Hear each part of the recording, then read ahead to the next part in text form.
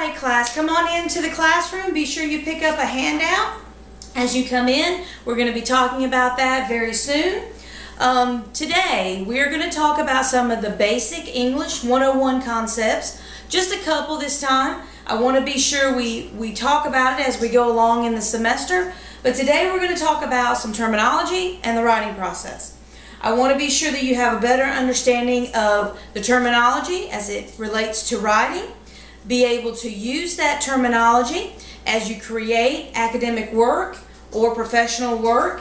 And I want you to be able to apply the writing process to your written assignments. So those are the goals we have for today.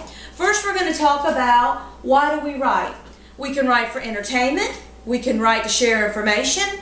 We can write for academics, and we can write for necessity. And those can be on an academic setting, a professional setting, different areas that we write. And so those are some things we write for. And shared information is probably one of the biggest reasons that we write, obviously. What do we write about? Well, we can write about anything we want to on a personal level, right? Poems and short stories and long stories. But academically, we write to convey information for our instructor, and that writing has to be supported by documents, reliable documents like articles and books, timely information, usually within the last 5 years, and we need to cite that information. So when I say we write about everything and anything, it depends on the topic, who it's for, what's the purpose, okay? So that brings us to, we write about what interests us in many ways, and we also write about what our teacher might ask us to write about. So sometimes we're given the topic. And when we are given the topic, we have to support it with cited work. And as you grow professionally, as you grow academically, you'll understand that concept. And we'll talk a little bit more about that as the semester goes on. It's really important in academics as well as professionally. Who do we write to? Who's our audience? Well, there's our peers, our friends and families, also could fall under others. Our teachers, our instructors, we write for them when they give us assignments. They would like information back. That's one of your audiences, a big audience right now in your life. And then we write for our bosses, professional writing, grants, proposals, things such as that. Those are things that we present to bosses and they approve, and many people may end up reading those things. So when we're writing, we're just not writing for fun. Oftentimes we're writing to convey information on an academic or professional level. So that kind of gives us a little basis for what we're going to talk about. Now, I have a little video. I want to do this in parts. She's giving us 5 tips for better writing. And the first tip concerns contractions. So it's a couple minutes long, so we're going to do that really quickly. And let's make sure the computer's going to work. And we'll let her give us a little information about My name is Emma. Contractions. We are going to look at 5 ways to improve academic essay writing. Okay? Or TOEFL writing, IELTS writing. This doesn't have to do with when you write a letter to your friends. Okay? We're talking specifically about formal writing, maybe business writing, or academic writing. Okay, so let's get started. My first tip on how to improve writing is do not use contractions. Okay? And again, this is for academic writing. So what is a contraction? Don't, can't, shouldn't, couldn't, wouldn't, isn't, haven't, hasn't. Okay, so it's the short form of, for example, don't is the contraction of do not. Okay? So it's better to actually write out the word in full in academic and formal business writing. So instead of don't, use do not. Instead of can't, use cannot. And notice how with do not, it's actually 2 words. Cannot is just 1 word. Shouldn't becomes should not. Couldn't becomes could not. Wouldn't, would not, isn't, is not. Haven't, have not, hasn't, has not. Okay. So don't use these, use these. Okay. So now let's look at tip number 2. All right, so we'll talk about tip number 2 as we move along in this semester, okay? Right now I want to do the writing process, and be sure you fill in this information on the handout I gave you. I left you space to do that. Number 1, pre-writing. This is where we're getting ready to write.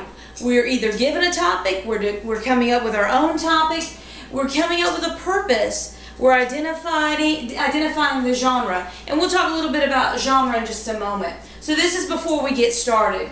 Drafting. We're writing a rough draft. This is such an important part of writing. You're putting your ideas on paper, you're emphasizing those, you're finding the sources, you're coming up with, scratching out and coming up with new ideas, and it's a great way to get started on your writing. And you need to do that, I feel like, handwriting. It's really important just to write and just make it messy, because it's going to turn out to be great when you use these tips. Our third step is revising. We're rereading the rough draft. We've set it aside, we've come back, we're reading it again, we're finding some things we want to change for sure. We're also going to share the writing in groups, and we'll do that in a couple of days in here. You're going to get in a group, not too big of groups, you're all going to read, pass around your stuff. You're going to make comments on that person's writing. Positive comments, maybe some critical comments, but in a positive way that make the writing better. And then you're going to have a conference with me, and we'll set those up and I'll look at them. And then we'll talk about what your ideas are and what you can do to improve that writing. Editing is our fourth step, and this is where we're going to proofread the revised rough draft. And I said proofread underline because it's so important to proofread. If you're doing it on the computer, print it off, read it. There's nothing like seeing it in a hard copy. Be sure you do that. It's so important. Make corrections at this point if you haven't already. Spelling errors, capitalization, punctuations, things we sometimes let slip by. Or by reading it, we see we need to add it in. You'd be surprised how much better your writing is when it's grammatically correct. Number 5 is publishing. You're making that final, beautiful final copy for whoever your audience is going to be. Here it's me, the teacher, or it may be your boss or someone else that you're writing for, the general public who's going to read it. So be sure you do that nice final copy for me. Are there any questions about that process? Okay, let's move on. Key terms. I've just put a few up here we're going to talk about a lot in the next couple of weeks as we move on. There's a lot about writing, a lot of vocabulary you need to be aware of. The plot, the main story or the narrative. I know you've heard that before. Characters in a novel or a play. Main characters, other characters that make the story go. Genres, that's a category of artistic composition. It can be in music and literature, and the style and the subject matter. Grammar, that's the whole system and structure of the language. You understand how that works together to make nice sentences.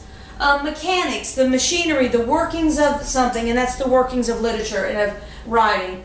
Articulate, to express your thoughts clearly, and you do that through good writing, through good grammar, good punctuation, and that's our next word, punctuation. You know, periods, commas, things like that that make that writing more smooth and more clear.